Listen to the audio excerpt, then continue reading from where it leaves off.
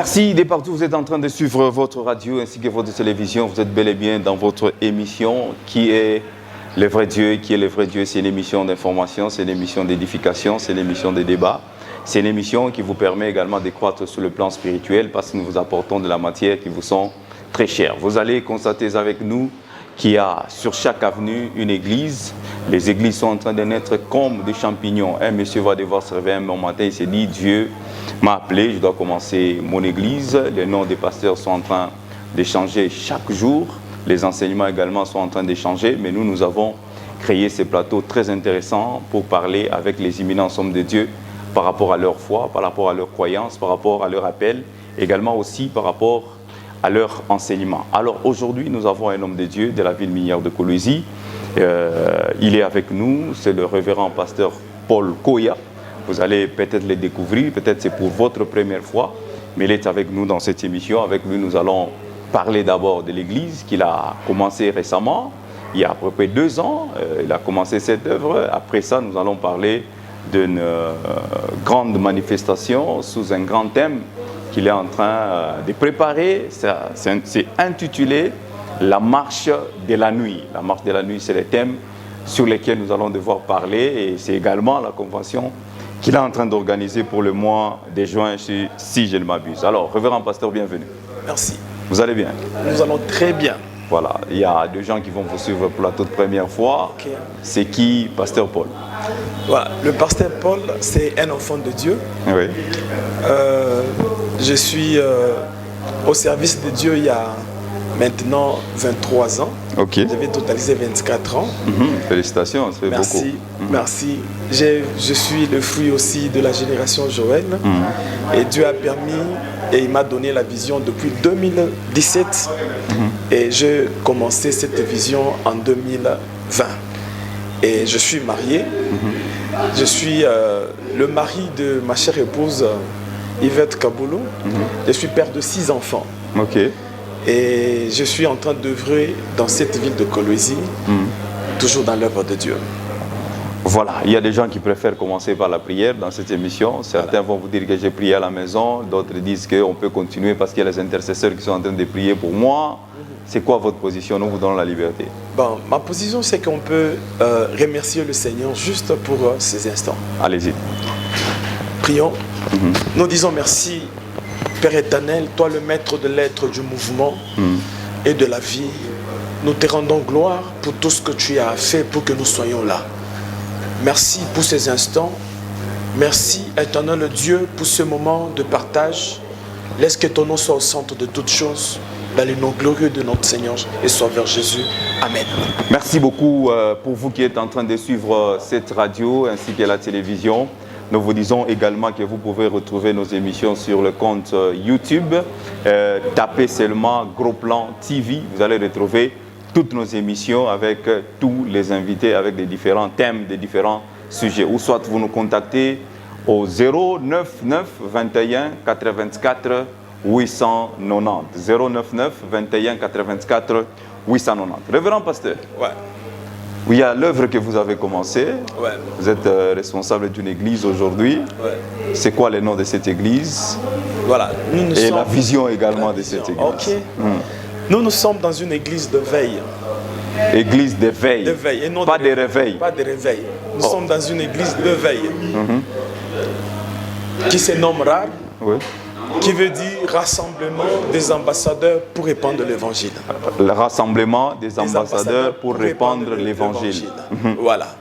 Comme nous rassemblons des ambassadeurs, nous devons le mettre dans des ambassades. Okay. C'est pourquoi ici à Kolwezi, nous avons l'ambassade céleste de Kolwezi, qui est un lieu de rassemblement de tout ambassadeur.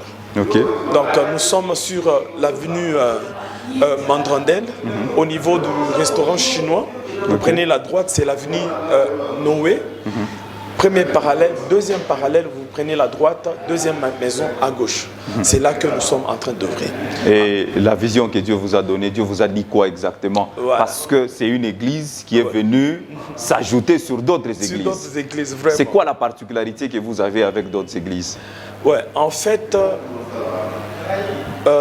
sur la vision que Dieu nous a donnée, je me rappelle bien, j'avais reçu cette vision au niveau de l'Ikassi, à Ok. la montagne CLP. C'est là où j'avais reçu cette vision. Je l'ai reçue en 2017 et je tiens d'abord à rappeler que ce n'est pas nous le visionnaire. Ok. Le visionnaire, c'est Dieu. Nous sommes le porteur de la vision. Ok. Parce que même Dieu a dit à Moïse, Moïse, j'ai vu la souffrance de mon peuple et je vais t'envoyer.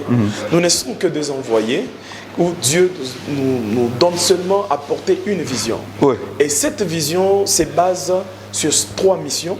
La première mission, c'est préparer l'Église en l'enlèvement. Préparer l'église à l'enlèvement. Ok. Voilà. Deuxième mission, c'est délivrer les gens par la parole. Parce que nous croyons que la délivrance véritable, elle vient que par la parole. Ok. Voilà. Et la troisième mission que Dieu nous a donnée, c'est faire amener à tout ambassadeur à accomplir son destin sur la terre. Je rappelle très bien, nous n'avons pas notre propre destin, c'est le destin de Dieu en nous. Ok. Et nous devons l'accomplir. Et par la révélation de la parole, nous allons pouvoir découvrir c'est quoi notre appel, notre vocation, et c'est que nous sommes obligés à appliquer sur le monde afin d'atteindre l'objectif de Dieu. Ce sont là les 3 missions que Dieu nous a données. Dieu devait quand même un Dieu désordonné, hein, si je peux le dire, parce qu'aujourd'hui, toutes les églises qui sont là ont comme mission d'amener les âmes au ciel, Voilà. le royaume. Voilà. La deuxième mission de l'église, c'est enseigner la parole de Dieu. Voilà. Et la troisième mission, c'est de faire découvrir aux autres leur vocation ou leur appel. Voilà. Mais votre église vient s'ajouter encore sur ce que les autres ont toujours fait, chaque année, chaque jour, Voilà. avec des marathons, avec des veillées, avec des... Mais vous ne voyez pas que Dieu devient un Dieu de désordre? Non. Dieu ajoute une vision, soit une mission par rapport aux besoins.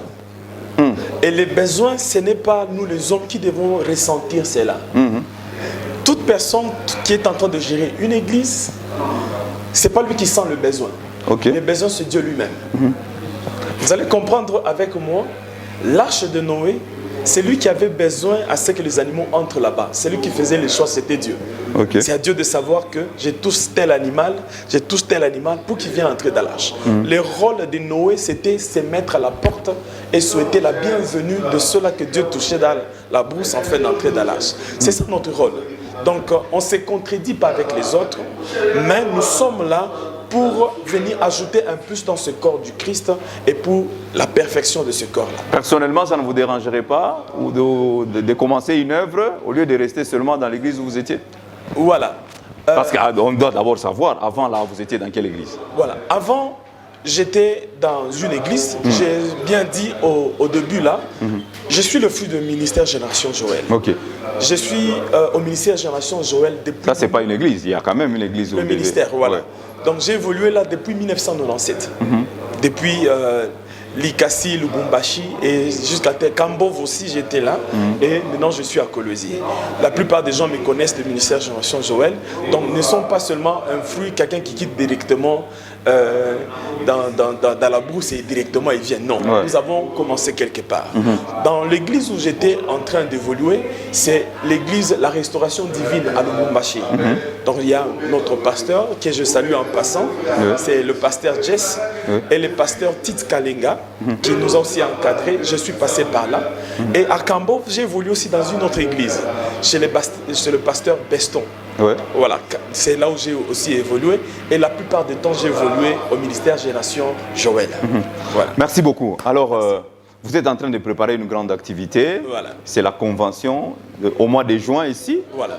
Vous allez devoir organiser cette manifestation sous un grand thème, la marche de la nuit. Donc, D'où vous est venue cette pensée-là de marche de la nuit? Voilà. Bon, je tiens d'abord à informer que ce thème de la marche de la nuit, c'était par une inspiration de Dieu depuis notre première convention. Ok. C'était ça le thème de base qui nous a fait, qui nous a accompagnés toute une année, la marche de la nuit. Et au mois de juin, nous aurons encore un autre thème qui est où est le royaume de Dieu dans cette... Ah ok, ça c'est la pensée qui vous a accompagné. Maintenant, Au mois de juin, à la convention, il y a un autre thème. Okay. Et ce thème-là est intitulé « Où est le royaume des cieux dans cette génération ?» C'est ça le thème de cette convention. De cette convention. Mais pendant cette période, vous parlez sur la marche de la nuit. De la nuit. D'où est venue cette pensée-là de la marche de la nuit? Bon, en fait, donc, on ne peut pas dire que nous recevons des choses sur la terre. Nous les recevons de Dieu. Okay. Et c'est par inspiration, par des enseignements, par conviction, par révélation de Dieu que nous nous sommes arrivés à ce point-là pour savoir que nous sommes au temps de la nuit. Nous ne sommes pas pendant la journée. Nous sommes au temps de la nuit? Pendant la nuit. Pas pendant la journée? Pas pendant la journée. Comment expliquez-vous ça? Voilà. Partant de là, je vais pouvoir m'expliquer. C'est que quand vous regardez la création d'abord de Dieu, Dieu a créé pendant la journée, mais c'est pendant que la nuit aussi existait. La Bible dit le premier jour, il a créé les cieux et la terre, mais arrivant un jour, il dit que la lumière soit et la lumière fut. Et quand la lumière est venue, Dieu dit qu'il sépara la lumière avec le ténèbre. Après avoir séparé la lumière avec le ténèbre, il appela le ténèbre nuit et il appela la lumière jour. Pour nous, ce sont les deux temps de Dieu. Si Dieu n'est pas pendant le jour, il est pendant la nuit. Okay. Et vous allez comprendre toute la création, il y avait toujours ces deux temps. Il y eut un soir, il y eut un matin. Wow. Il y eut un soir, il y eut un matin. Tous les jours. Et Dieu marche toujours avec ces deux temps. Maintenant, arrivant le 4e jour de la création, Dieu a créé les luminaires. Et ces luminaires, quand vous suivez bien la parole de Dieu, il dit ceci, que ces lumières vont vous servir de signe. Ça va vous servir de signe pour marquer les époques, le jour et les années. Donc pour nous, nous comprenons, quand nous voyons le soleil, nous comprenons que c'est le jour. Quand nous voyons la lune, nous comprenons que c'est la nuit. C'est pourquoi ces derniers temps, par des enseignements, passant par les paroles de Jésus-Christ, nous sommes rendus compte que ce n'est plus le soleil qui parle, c'est la lune qui parle. Ce n'est plus le soleil qui parle, mais c'est la lune qui parle. Comment ça? Je peux m'expliquer. C'est quoi le soleil et c'est quoi la lune? Et c'est quoi les étoiles?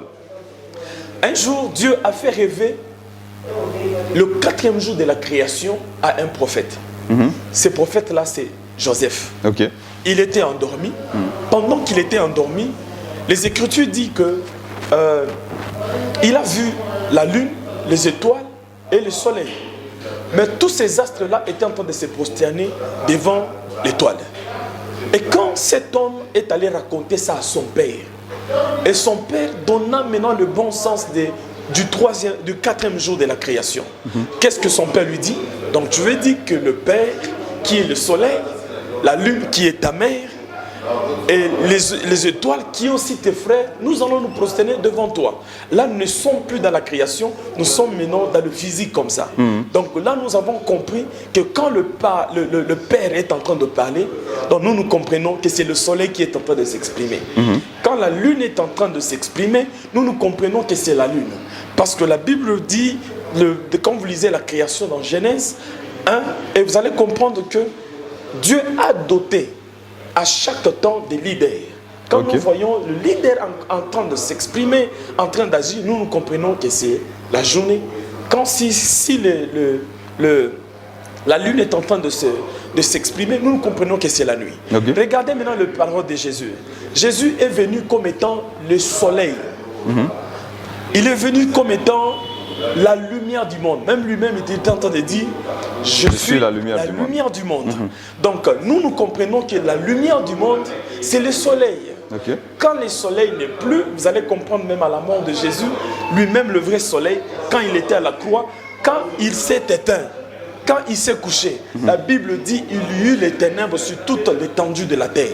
Voilà, sur toute l'étendue de la terre, il y a les... Maintenant, je suis en train de dire que cette période, il y a les ténèbres. Et Jésus nous a donné une promesse. Il dit ceci. Il faut que je m'en aille pour que le consolateur vienne. C'est lui-là qui va vous enseigner. Oh, ça commence à nous tiquer. Donc Jésus va partir. Il nous envoie une autre personne pour nous enseigner. Donc si c'est une autre personne qui vient nous enseigner, il dit que c'est l'Esprit Saint. les consolateurs qui vont vous enseigner. Maintenant, quand je commence à regarder l'instruction, parce que Jésus parlait en parabole et il donnait toujours des instructions. Oui. Faites ceci. Moïse a dit, moi aussi j'ai dit. Donc il était en train de donner les instructions. Oui. Quand vous lisez Proverbe 1:8, il va vous dire que celui qui donne l'instruction, c'est le père. Ok. Et celui qui donne l'enseignement, c'est la maman. Nous avons compris que Jacob a été béni par l'enseignement de sa maman. Nous avons compris que la fille qui a dansé devant le roi à la mort de Jean-Baptiste, qui a été décapité, donc elle a été bénie par l'enseignement de sa maman.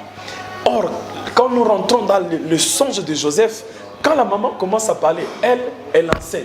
Or, Jésus nous apprend que ce temps ici, c'est un temps où le Saint-Esprit vient nous enseigner.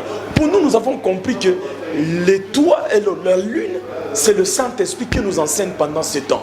Et si nous voyons la lune, nous comprenons directement que nous ne sommes pas pendant le jour, nous sommes pendant la nuit. C'est pourquoi nous avons instauré ces temps ici pour annoncer au peuple de Dieu que nous sommes pendant la nuit et nous devons faire cette marche la nuit. Et vous devez comprendre aussi avec moi, Israël aussi avait ses problèmes. Okay. Parce qu'Israël a marché pendant le jour, il a marché aussi pendant la nuit. Et la Bible dit, pendant qu'il marchait le jour, il y avait la colonne de nuée. Pendant qu'il marchait la nuit, il y avait aussi la colonne de feu. Nous avons compris que nous ne sommes pas pendant le jour, parce que celui qui a marché pendant le jour, c'était Israël. Parce que même Abraham avait reçu cette promesse. Il dit que tu auras des postérités. Une postérité qui sera comme le sable de la mer et une autre postérité qui sera comme les étoiles. Et quand nous avons vu Israël marcher dans le désert, nous avons compris que c'était une postérité de la journée. Il marchait la journée avec Dieu. Mais nous, de la nuit, c'est une postérité des étoiles. C'est là où la Bible est en train de dire, vous êtes la lumière du monde. Si nous sommes la lumière du monde, donc nous ne sommes plus le sable, nous devenons des astres. Parce que celui qui devait éclairer le monde, soit c'est le soleil, soit c'est la lune et les étoiles. Donc nous avons compris que nous sommes dans ces temps ici de la nuit. Et c'est un temps tellement purement doctrinal et purement aussi prophétique que tout le monde doit comprendre que nous ne sommes pas la journée, nous sommes pendant la nuit. Papa Yannick, je veux vous dire que les soleils ici ne nous trompent pas. Quand nous voyons le véhicule circuler... Nous allons y arriver, mais j'aimerais quand même poser une question intéressante par rapport à ce que vous venez de dire. Quand on voit depuis Adam et Ève jusqu'à l'arrivée de Christ, nous étions la nuit ou nous étions le jour? Et quand Christ vient jusqu'aux âges que nous avons, nous sommes pendant quelle période? Si vous dites que depuis Christ jusqu'à aujourd'hui, nous sommes pendant la nuit. Mais cette époque-là de Genèse ou de la création jusqu'à l'arrivée de Christ, c'était quelle période? C'était la nuit ou c'était le jour? Voilà, je peux dire, depuis la chute d'Adam, quittant le jardin d'Éden, la nuit a commencé. Nous étions dans la nuit. Voilà, la nuit a commencé. De Adam jusqu'à Christ. Un prophète est en train de dire, il a posé la question à une sentinelle. Il a dit, sentinelle, qu'est-ce que dis-tu de la nuit? Mais le sentinelle commence par lui dire, d'abord le jour approche. Mais si lui dit que le jour approche, il était où? Il était aussi pendant la nuit. Les jours approchent et la nuit aussi approche. Nous avons compris ce temps-là depuis la chute d'Adam jusqu'à Christ. Vous allez compter les nombres d'années là-bas, ça fait 4000 ans.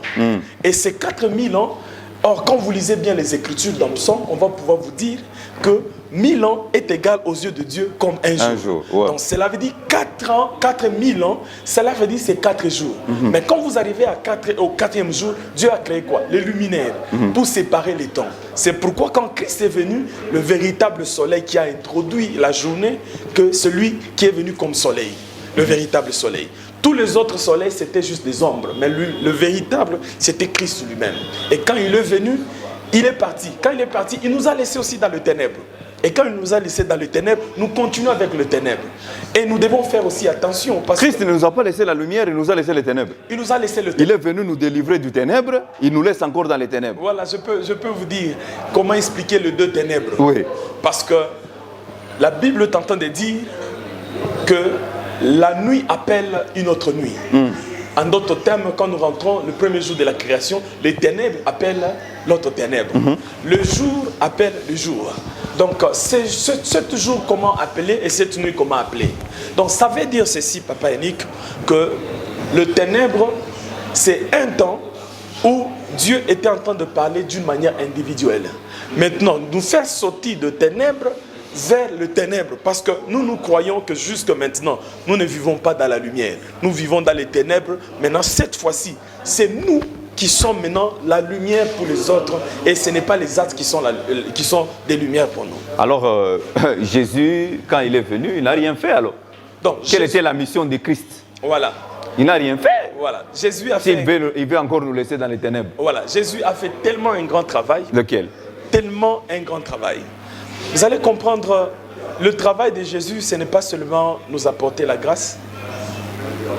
Parce que nous devons savoir que depuis la chute de l'homme, le désir de Dieu, c'était de voir l'homme jouir de la création, être le leader de la création. Mais par le péché, juste le péché, qui était la désobéissance de notre père Adam, c'est ce qui a fait que ces péchés-là, Dieu nous a chassés. En d'autres termes, chasser, aller loin de Dieu, c'est la mort. Vous allez comprendre avec moi, le parabole de Jésus, il parle d'un père qui avait 2 fils. Et ces 2 fils-là, il y avait l'aîné et le cadet. Le cadet a demandé la richesse de son père pour aller se réjouir. Mais quand il est parti, à son retour, son père dit ceci, que celui qui est parti loin de moi, vous allez comprendre, il dit qu'il est mort, il est retourné à la vie. Donc cela veut dire, selon Jésus, la mort c'était le péché. Pour nous remettre encore dans la vie, il a fallu que Jésus vienne ôter la mort. Et cette mort, c'était dû au péché. C'est pourquoi la Bible dit, le salaire du péché, c'est la mort. Mais les dons gratuits de Dieu, c'est la vie éternelle. Qu'est-ce que Dieu nous a donné comme don? C'est Christ qui nous a donné. La Bible dit, il a tant aimé les mondes, il a donné son Fils unique, afin que quiconque croit en lui ne périsse point, mais qu'il ait la vie éternelle. Donc Christ est venu nous retourner dans la vraie vie. Dans la vraie vie qui n'est pas quand même les ténèbres, qui n'est pas quand même la nuit, c'est le jour. Voilà. Papa Yannick, je veux vous dire que la nuit ne va pas s'arrêter. Parce qu'il a dit tout est accompli. Vraiment. Quand il dit à la croix tout est accompli, ça dit il est venu nous délivrer. C'est comme les enfants d'Israël dont vous avez évoqué. Ils étaient dans les ténèbres, ils étaient dans la nuit en Égypte. Vraiment. Quand ils sortent, ils subissent quand même une délivrance. Voilà. C'est de même qu'avec la mission de Christ. Voilà. Papa Yannick, je peux vous dire une chose, que c'est très capital ce que je vais vous dire. Quand vous demandez à tout Israélite, à tout Hébreu, lui-même Dieu a dit je vais descendre pour vous délivrer. Je vous pose la question, est-ce qu'ils étaient délivrés le même jour ou soit il a fallu qu'ils puissent marcher pour être délivrés? Parce que la délivrance des enfants d'Israël, c'était Canaan. C'était Canaan. Donc quand Dieu dit que je veux vous délivrer, c'était Canaan. Jusque maintenant où je suis en train de vous parler, nous n'avons pas la délivrance d'une manière totale. Notre délivrance totale, c'est le jour de l'enlèvement. Vous allez comprendre avec moi, Jésus dans ses langages avait seulement 2 promesses. La première promesse, il parlait tout œil le verra. Les jours du Seigneur, les jours du Fils de Dieu, tout œil le verra. Là, il parlait du jour. Mais pendant la nuit, sa promesse où les gens ne tirent pas attention, il disait toujours que le royaume des cieux est semblable. Mais il ne nous dit pas c'est quoi. Il dit que c'est semblable, il ne dit pas c'est quoi. Mais ce qui a piqué mon attention, parmi les promesses de Jésus, il parle d'un voleur. Et ces voleurs-là qui doivent venir la nuit. Donc cela veut dire, vous allez voir quand il parle des 10 vierges, ou folles, sages. Voilà. Il parle seulement de la nuit. Il parle de celui qui a donné le gardiennage d'une maison. C'était que pendant la nuit. Il dit que le maître de la maison va retourner. Il parle encore d'un voleur. Vous ne savez pas quand le voleur va venir. C'était toujours la nuit. Donc cela veut dire, toutes ces nuits-là, Jésus même est en train de nous instruire pour dire que nous sommes ces temps-là de la nuit. Et ce temps-là de la nuit, nous devons tirer attention. Ce que l'Église doit subir, ce n'est pas le problème du jour, il doit subir le problème de la nuit. Or, la nuit, il nous parle d'un voleur. Donc c'est là nous devons tirer très attention parce que Jésus viendra comme un voleur.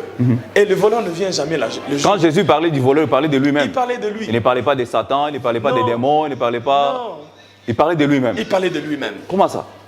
Voilà. Jésus est le véritable voleur qui était typifié comme Moïse aussi. Moïse, vous savez que Moïse avait volé aussi. Non. Moïse aussi avait volé. Qu'est-ce que Moïse a volé dans la présence de Pharaon? Quand vous allez poser la question à tous les magiciens qui étaient avec Pharaon, vous leur posez la question, où sont vos bâtons? Il va vous dire que ces bâtons-là, c'est Moïse qui l'a pris, il est parti avec. Ok. Vous devez comprendre aussi, Moïse, Dieu lui a donné 2 missions.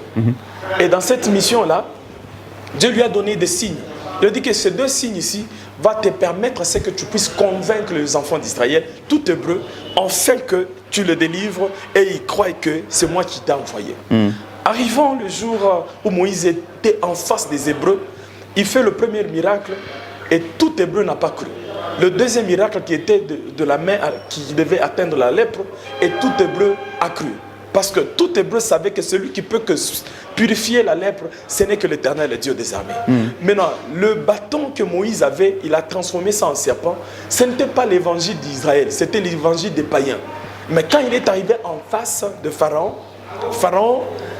il a jeté aussi son bâton comme, avec ses magiciens. Et ces magiciens aussi, ils ont transformé leur bâton en serpent. Et après, c'était l'évangile. Parce que devant Pharaon, Moïse n'a jamais appliqué le miracle de la lèpre. Il a appliqué seulement le miracle du bâton pour récupérer tous les bâtons qui étaient avec le magicien. En d'autres termes, dit que le monde. Voilà. Donc, c'est pour nous, nous croyons que l'évangile ici, c'est pour que les gens quittent dans les ténèbres pour devenir lumière du ténèbre. Devenir lumière du ténèbre. Alors, voilà. Pour vous qui êtes en train de nous suivre et que vous venez de nous prendre en cours d'édification, nous vous disons que nous recevons aujourd'hui dans cette émission Qui est le vrai Dieu, le révérend pasteur Paul Koya. Avec lui, nous sommes en train de parler sur un thème intéressant, la marche de la nuit. Vous voulez nous joindre, n'hésitez pas, nous répondons 099 21 84 890 et vous pouvez également nous chercher sur YouTube, écrivez carrément Gros Plan TV, vous allez retrouver nos émissions qui sont là en abondance et vous pouvez suivre, vous pouvez aussi nous joindre au 099 21 84 890. Mais il y a des gens qui sont en train de nous suivre qui vont devoir se poser des questions par rapport à la nuit. La nuit est faite pour se reposer. La nuit est faite pour dormir. Comment expliquer qu'aujourd'hui, vous parlez d'une nuit, que nous sommes pendant la nuit et que les gens travaillent, les gens vont marcher, les gens entrent dans les supermarchés, mais vous nous parlez de la nuit. Il y a ceux-là qui étudient, il y a ceux-là. Chacun est en train de vaquer librement à ses activités, mais vous nous parlez de la nuit. Vraiment. Pour ça, Papa Yannick, je vais vous dire que suivez bien la parole de Jésus et tirez attention. Oui. Parce que même Apocalypse est en train de dire que celui qui lit, fasse attention. Voilà.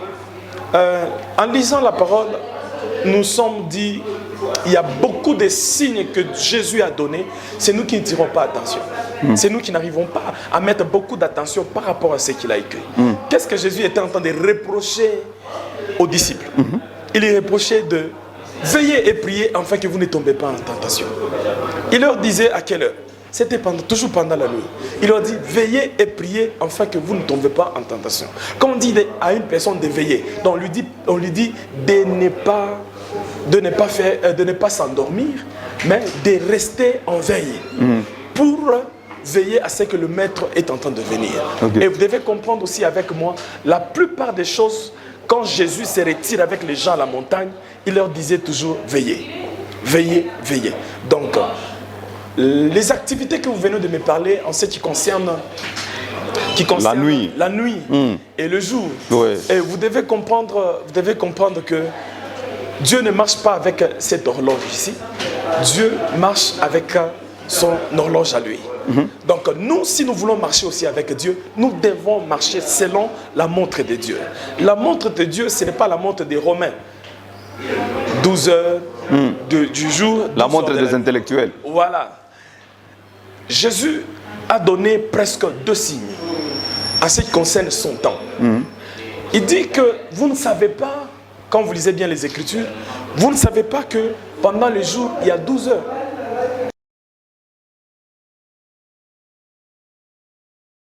Soit au milieu de la nuit, et il est en train de nous donner la nuit, ça ne se compte pas en heures. La nuit est en train de se compter en veille. Parce que quand vous lisez bien ces paroles, il dit que vous ne savez pas quand le maître de la maison viendra, soit il viendra le soir, au milieu de la nuit, au chant du coq, soit le matin. Déjà, Jésus nous donne le 4 veilles. Et dans ces 4 veilles que Jésus nous donne, il nous montre clairement pour dire que nous avons 4 veilles. Depuis Jésus à la croix jusqu'à maintenant, nous sommes à la 2e veille. Et cette 2e veille, n'est-ce pas, Papa Yannick, il y a beaucoup de gens qui disent qu'il y a 2000 ans que tu as tout accompli. Oui, Or, oui. une veille est égale à 1000 ans, quand nous lisons bien les Écritures. Une veille est égale à 1000 ans. Oui. Donc, depuis la mort de Jésus, jusqu'à maintenant, nous avons déjà traversé une veille. Nous sommes dans la 2e veille. Et la 2e veille est presque à la fin. Mais regardez, maintenant Jésus sait qu'il était en train de dire. Il dit que vous devez faire attention parce que le voleur vient soit au milieu de la nuit, soit au chant du coq. Donc nous sommes pendant un temps, cette nuit ici, je suis en train de chercher à faire comprendre à toute personne qui est en train de suivre que nous sommes dans un temps de la nuit et nous sommes en train d'étendre, de quitter de 2e veille vers le 3e veille.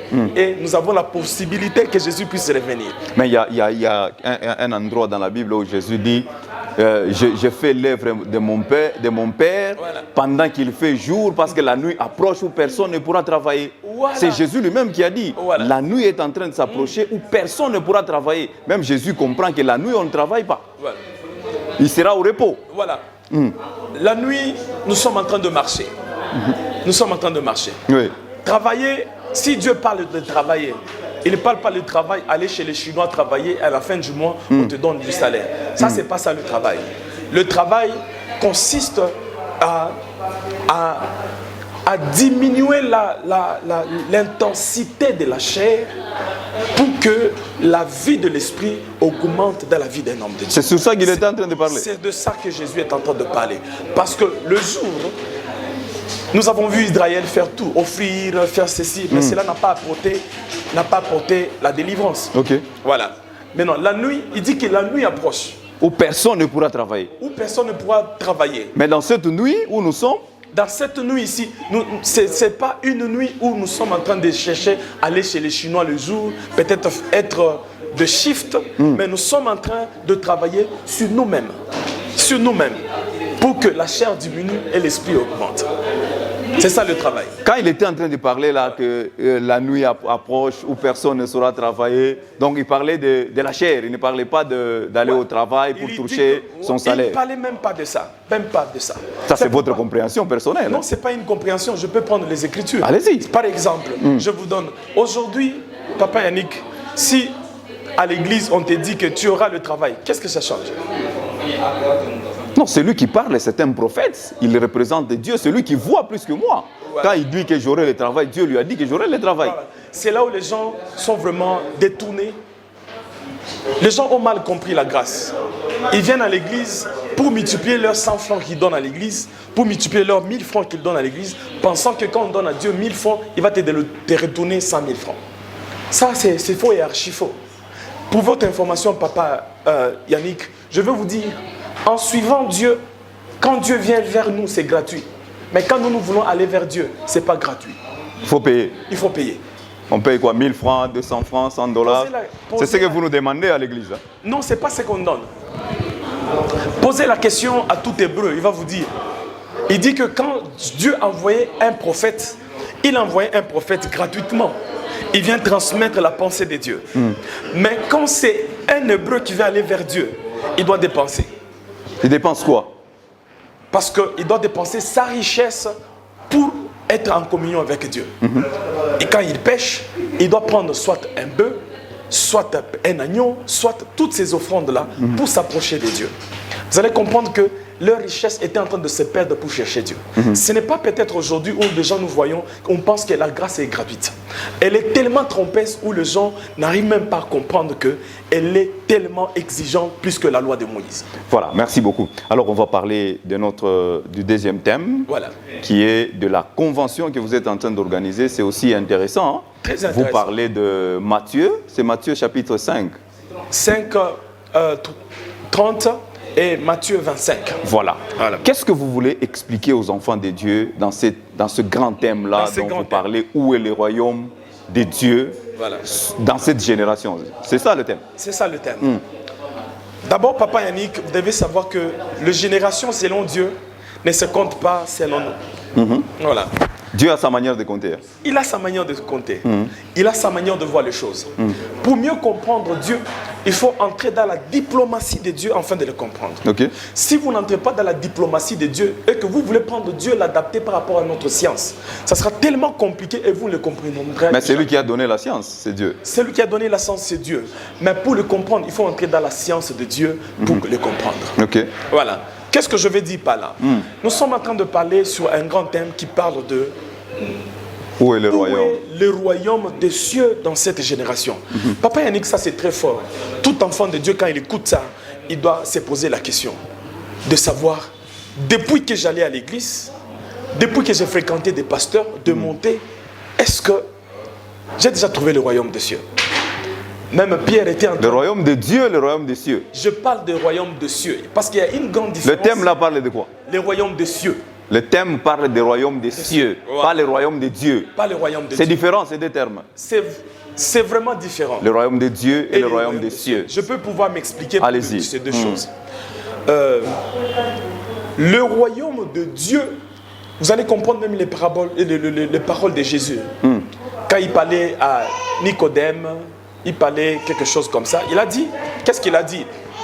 Il a dit, désormais, vous verrez le ciel ouvert et vous devez vous réjouir parce que le royaume de Dieu est venu vers vous. Okay. Donc, dans le royaume de Dieu, nous voyons Dieu s'est déplacé et venu vers l'homme. Or, celui qui avait ce mouvement-là, c'était un prophète. Et quittait de Dieu vers les hommes. C'est ça le royaume de Dieu. Donc, le royaume de Dieu, c'est là où nous voyons beaucoup de gens en train de dire, oh, Nikwanema, et la grâce, c'est comme ça, on peut prophétiser. Ça, les gens sont en train de se réjouir pour le royaume de Dieu. Maintenant, il nous reste quelque chose de très important où la Bible est en train de parler du royaume des cieux. Quand vous suivez bien les paroles de Jésus, il dit d'abord, cherchez premièrement le royaume des cieux et non le royaume de Dieu. Parce que même dans le temple, Papa Yannick, il y avait le mouvement. Si un homme veut aller vers Dieu, donc il commence par le parvis et il va vers le lieu très saint. Si c'est Dieu qui veut venir vers son peuple, il commence par le lieu très saint, là où il y avait l'arche de l'alliance, et il vient vers les hommes. Donc cela veut dire, ces deux mouvements-là doivent nous faire comprendre que nous ne sommes pas au temps où Dieu vient vers nous, mais nous sommes dans un temps où nous devons aller vers Dieu. Pour aller vers Dieu, c'est là où on appelle maintenant le royaume des cieux. La plupart des paraboles de Jésus étaient basées sur ça. Quand on lui pose la question, oh, le royaume des cieux est semblable, il ne nous dit pas c'est quoi. Même les gens sont partis à l'église pendant 10 ans, pendant 20 ans, ils sont à la montagne, mais ils ne savent pas où est le royaume des cieux. Papa Yannick, si on a besoin... Mais vous connaissez où se trouve le royaume des cieux? Moi, je connais. Vous pouvez aider ces gens qui nous suivent, ces gens qui nous écoutent à retrouver ce royaume des cieux. Ma réponse sera donnée dans cette grande convention. Ok. C'est tellement bénéfique à un enfant de Dieu pour savoir où est le royaume des cieux. Vous allez voir avec Jésus, quand vous regardez dans chaque chapitre, s'il veut parler, on lui pose la question pour des hommes riches. Mais il vous répond, le royaume de Dieu est semblable à... Il commence à expliquer. Il dit que ce sera difficile à un riche d'entrer dans le royaume des cieux. Ça, nous devons tirer très attention avec les paroles de Jésus pour savoir que nous sommes maintenant pendant un temps où nous devons quitter de là où nous sommes pour aller vers Dieu.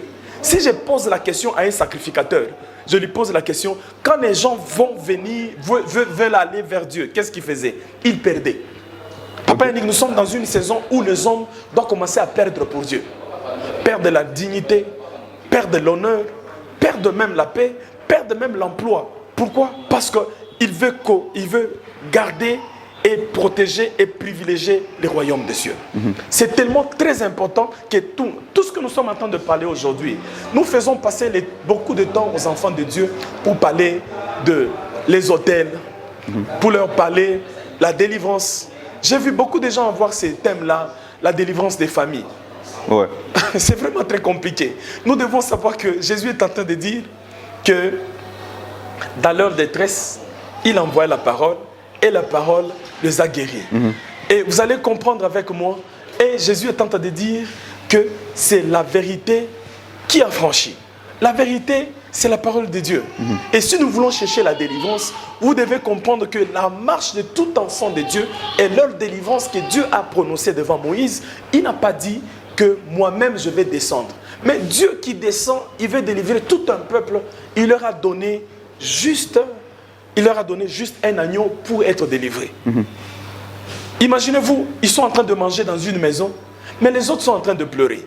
Donc nous sommes en train de nous occuper des Égyptiens, mais cependant Dieu nous a déjà donné la nourriture. Plus nous mangeons bien la nourriture de cette nuit-là, c'était un agneau. Et cette période de la nuit que nous sommes en train de traverser, la seule nourriture que Dieu nous donne pour nous délivrer, nous, c'est la parole du Seigneur. Mais il est intéressant, vous dites que le royaume des cieux, c'est quand la personne va vers Dieu. Va vers Dieu.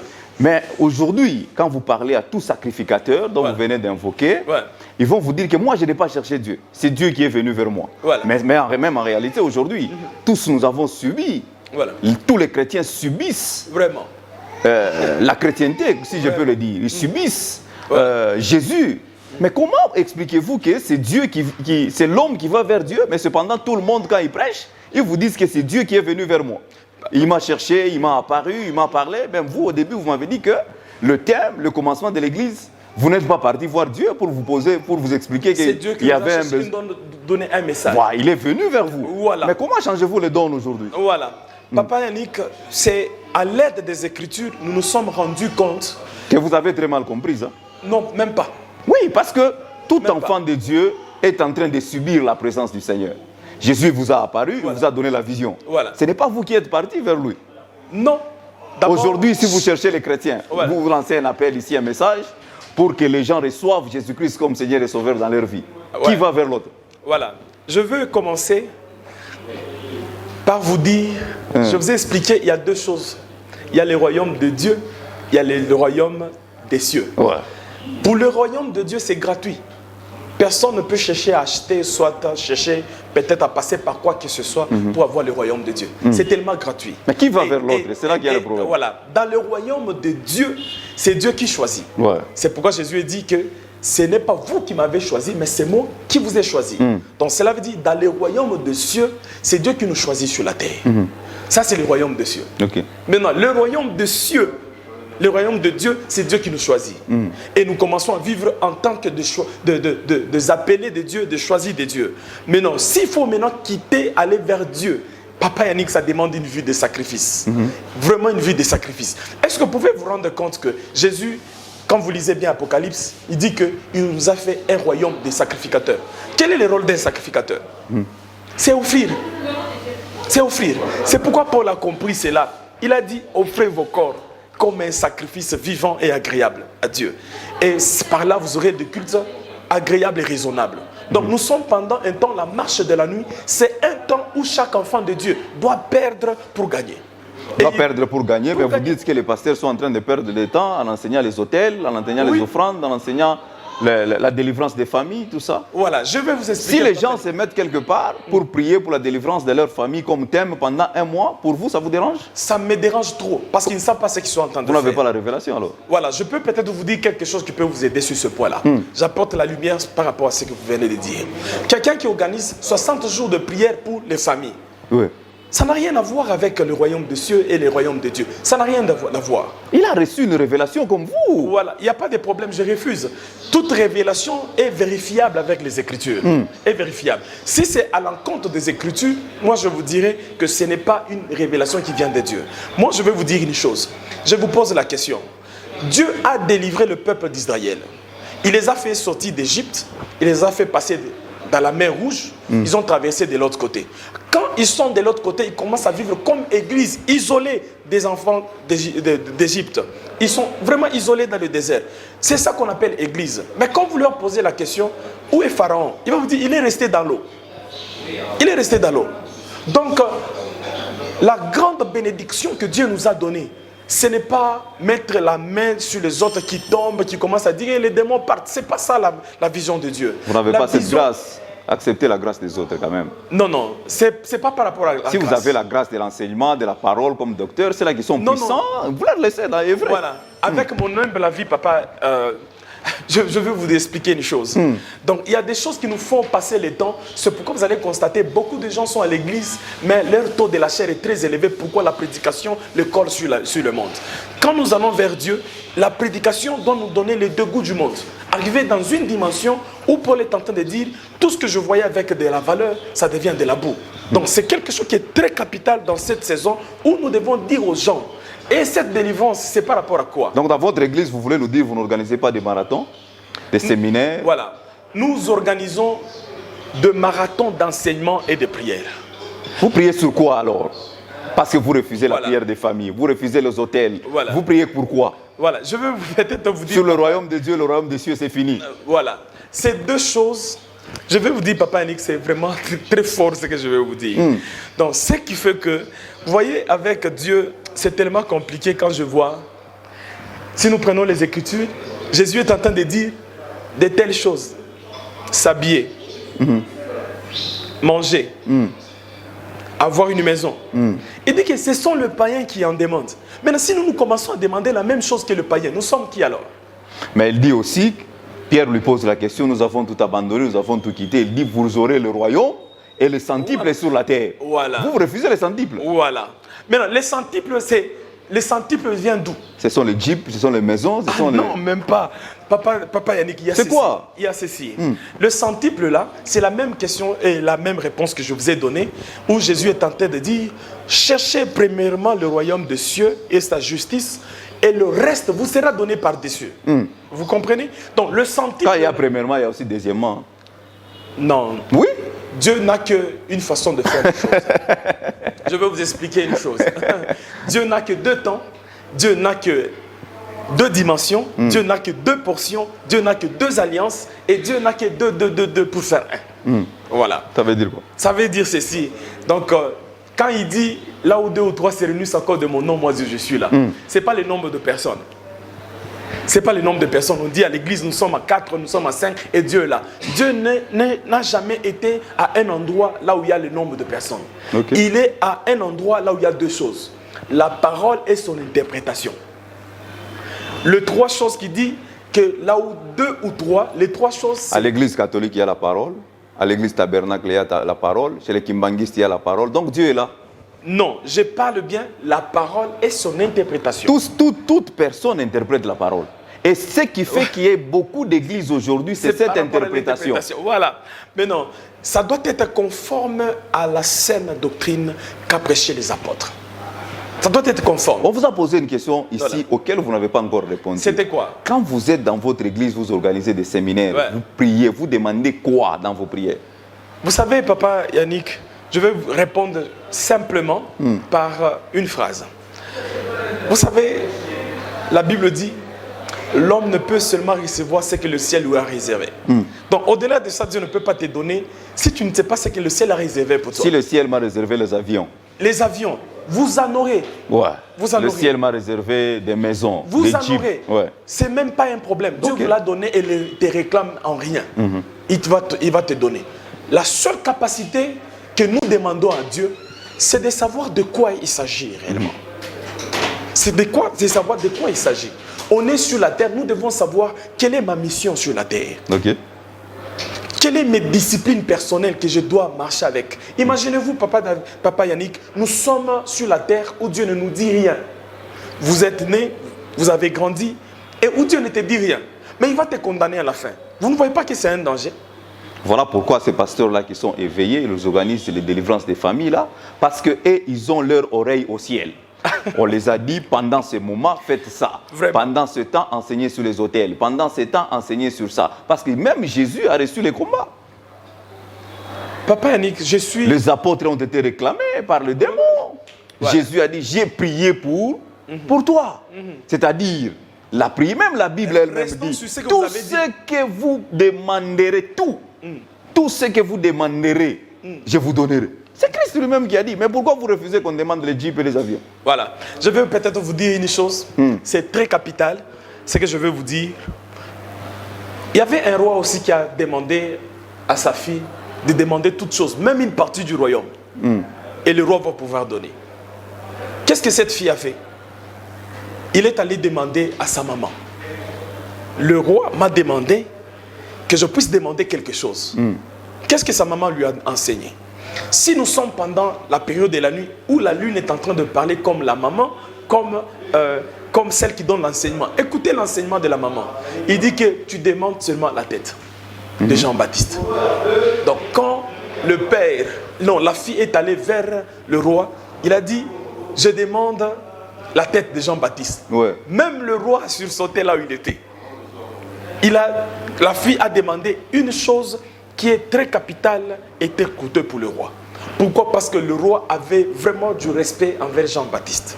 Donc vous allez comprendre qu'aujourd'hui, si nous voulons bien demander, demandons par l'esprit.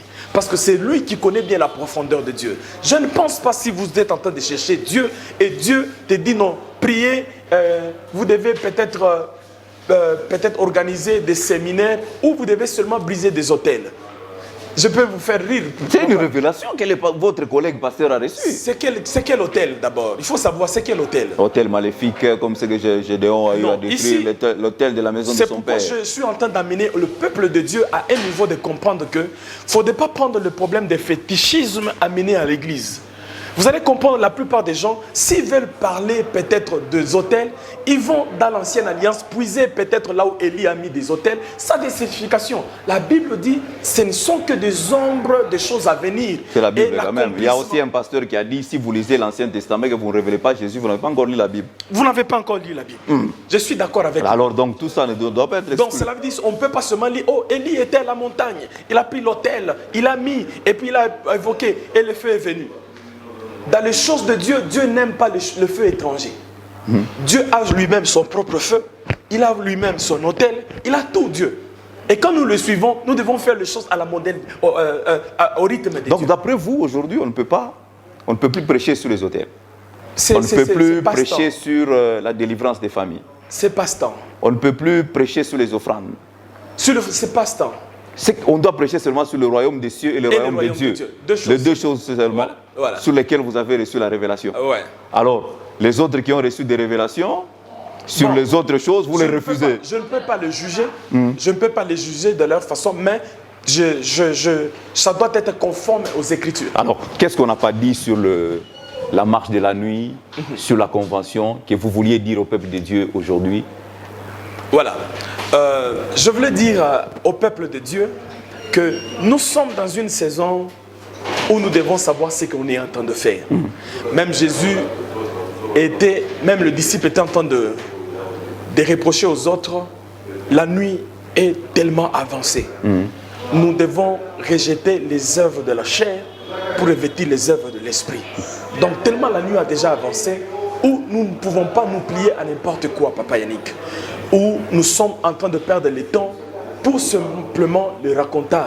Nous transpirons à l'église pour chasser les démons, mais après, ce sont les démons qui vivent. Papa Yannick, nous vivons avec les démons, nous vivons avec les sorciers, le magicien, jusqu'à l'enlèvement. Même Jésus nous les a dit, quand il a donné les paraboles, où il y avait un maître qui avait son champ, il est allé mettre la bonne sémence, et l'ennemi est venu mettre aussi sa sémence.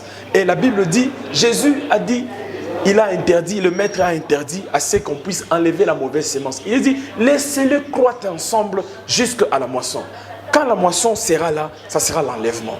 Donc maintenant, moi je suis d'accord de prier ici et un sorcier est à côté de moi. Okay. Je suis d'accord de prier un magicien à côté de moi, mais je suis en train de prier Dieu. C'est pourquoi la Bible dit, tu pries, tu demandes quoi? Tu pries, tu fais quoi? Je prie autre chose, même pas les chasser. Même pas les chasser. Je les laisse à l'aise, il fait tout ce qu'il peut faire, mais moi je prie Dieu. Et dans ce que je Tu as refusé de demander, tu fais quoi? Tu fais l'adoration seulement, dans la prière que tu fais? Dans la prière, et la prière n'est pas là seulement pour demander. Et chose grave, j'ai vu dans beaucoup des églises, les gens partent à l'église pour demander. Mais quand tu pries à côté de ce genre-là, pour vous personnellement, qu'est-ce que vous faites dans cette prière? Pour moi personnellement, je prie toujours deux choses. Toujours deux choses. Le royaume, que je contiens le royaume de Dieu dans toute sa totalité et que j'arrive à une dimension de me débarrasser de tout ce que je dois me débarrasser pour hériter le royaume de Dieu. Deux choses seulement. Votre numéro de contact, l'adresse de l'église? Mon numéro de contact, c'est le 097 36 33 501 et le 084 0091 857. Notre ambassade céleste se trouve sur l'avenue, quand vous montez avec l'avenue Mandrandel, vous arrivez au niveau du restaurant chinois, c'est la 6e avenue depuis Wangeshi. La 6e avenue, vous entrez, vous prenez votre droite, c'est l'avenue qu'on appelle, c'est là où il y a l'hôtel Noé, Mbayafara, c'est ça le nom de l'avenue. Quand vous entrez, il y a une avenue en parallèle, vous dépassez la première avenue. La 2e avenue, quand vous entrez, vous prenez la droite, la 2e maison à gauche. Pasteur Paul, merci d'avoir accepté notre invitation. Nous osons vous retrouver dans nos prochains numéros avec un autre sujet qui va devoir édifier le peuple de Dieu qui vous a suivi aujourd'hui. Vous étiez nombreux à nous écouter, vous étiez nombreux à nous regarder. Nous vous disons merci de partout où vous nous avez suivis. Restez branchés sur nos antennes, alors jamais vous ne serez déçus. Bye bye.